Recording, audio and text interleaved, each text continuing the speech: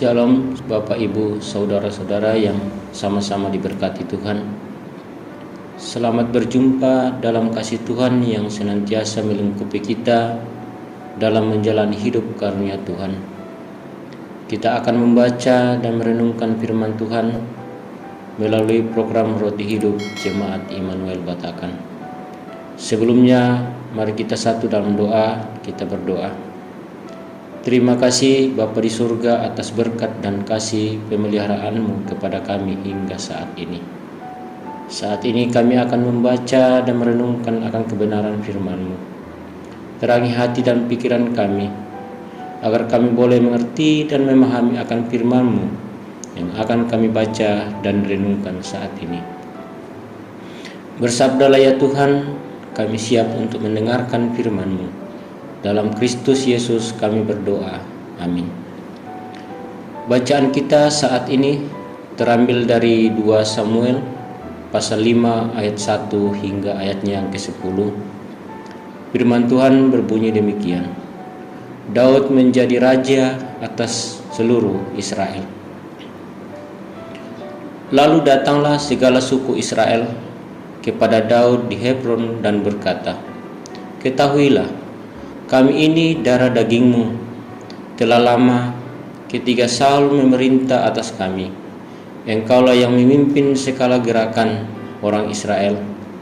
Dan Tuhan telah berfirman kepadamu, engkaulah yang harus mengembalakan umatku Israel, dan engkaulah yang menjadi raja atas Israel."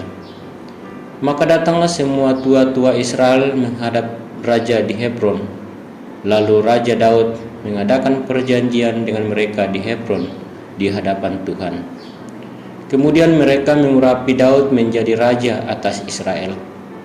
Daud berumur 30 tahun. Pada waktu ia menjadi raja, 40 tahun lamanya ia memerintah. Di Hebron ia memerintah atas Yehuda 7 tahun 6 bulan, dan di Yerusalem ia memerintah 33 tahun atas seluruh Israel dan Yehuda. Daud merebut Yerusalem dan menetap di sana. Lalu raja dengan orang-orangnya pergi ke Yerusalem, menyerang orang Yebus, penduduk negeri itu. Mereka itu berkata kepada Daud, "Engkau tidak sanggup masuk kemari. Orang-orang buta dan orang-orang timpang akan mengenyahkan engkau." Maksud mereka, Daud tidak sanggup masuk kemari, tetapi Daud merebut kubu pertahanan Sion, yaitu kota Daud. Daud telah berkata pada waktu itu, "Siapa yang hendak memukul kala orang Yebus, haruslah ia masuk melalui saluran air itu." Hati Daud benci kepada orang-orang timpang dan orang-orang buta. Sebab itu orang berkata, orang-orang buta dan orang-orang timpang tidak boleh masuk bait.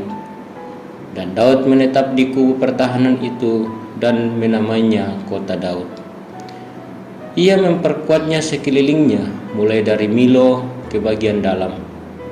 Lalu makin lama makin besarlah kuasa Daud, sebab Tuhan, Allah semesta alam, menyertainya. Amin. Tema renungan kita ialah utusan yang diberkati. Bapak Ibu, saudara-saudara yang sama dikasihi Tuhan, utusan adalah orang atau sekelompok orang yang membawa kuasa dari yang mengutus untuk disampaikan kepada orang atau kelompok lain. Biasanya seorang yang menjadi utusan memiliki nilai plus tersendiri. Apakah mereka paling cakap, paling teliti, bahkan paling cekatan, dan masih banyak lagi. Menjadi utusan pernah dilaksanakan oleh Daud. Daud yang sejak awal menjadi pemimpin segala gerakan orang Israel saat memerintah Raja Saul, hingga Tuhan sendirilah yang berfirman agar Daud menjadi raja atas Israel. Itulah yang membuat para tua-tua Israel datang menghadap raja di Hebron agar Daud diurapi menjadi raja atas Israel. Daud diurapi pada saat usia 30 tahun dan dia memerintah atas Yehuda dan Yerusalem dalam masa kepemimpinan yang berbeda dan tergolong cukup lama. Setelah diurapi menjadi raja oleh tua-tua Israel, kemampuan Daud dalam memimpin diuji dengan merebut kota Yerusalem. Orang-orang Yebus, penduduk kota itu, ternyata meremehkan dia. Namun Daud berhasil merebut kubu pertahanan Yerusalem, yakni Sion. Daud kemudian menjadi Sion sebagai tempat kediaman dan memperkuat kubu pertahanan itu dengan namanya sendiri, Kota Daud. Dan Raja Daud semakin diberkati oleh Tuhan. Bapak, Ibu, saudara-saudara yang sama dikasihi Tuhan, sama seperti Raja Daud yang menjadi utusan Tuhan, yang mau mendengar dan menerima pengutusan itu dengan senang hati. Tuhan juga mau memakai kita sebagai utusannya di tengah lingkungan kita, keluarga, dan di mana saja Ia mengutus kita menjadi pelayannya. Tuhan akan terus memberkati kita sebagai utusannya. Karena itu, taatlah kepada Tuhan. Amin. Mari kita satu dalam doa. Kita berdoa. Terima kasih Tuhan atas firman-Mu yang sudah kami dengar dan renungkan. Tuhan, mampukanlah kami menjadi utusan Tuhan yang diberkati di dalam memberitakan kebenaran firman-Mu. Seperti Tuhan mengutus Daud menjadi raja atas Israel. Ya Tuhan, kami akan melakukan aktivitas hari ini.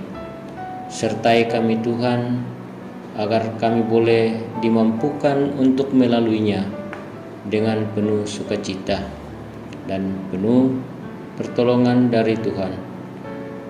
Dan tolong sertai kami Tuhan, terutama di masa-masa pandemi COVID-19 yang sampai saat ini belum berakhir.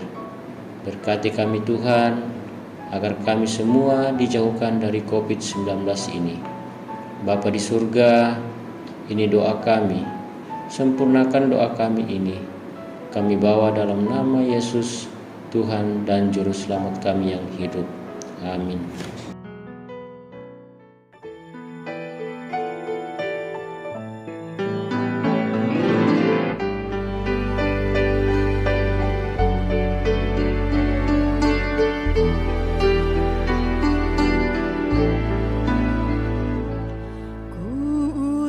Kau mengabdi tanpa pamrih, berkarya terus dengan